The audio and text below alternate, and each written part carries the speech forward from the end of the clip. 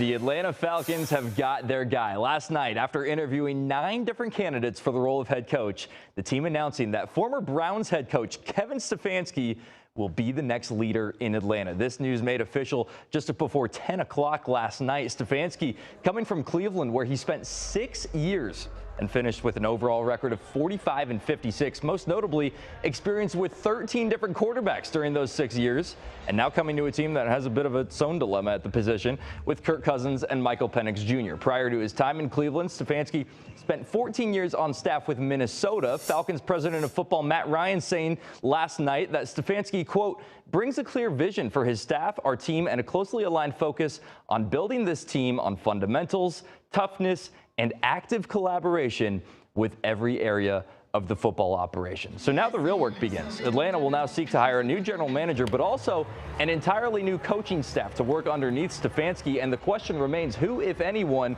from last year's group will stick around? Offensive coordinator Zach Robinson has already taken multiple interviews for the same job with other teams. Jeff Ulbrich, on the other hand, bit of a different story. The Falcons defensive coordinator taking Atlanta to new heights, including breaking the single-season sack record for the franchise.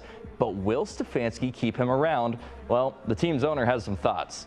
You can't dictate to a new head coach, who their coaches are going to be.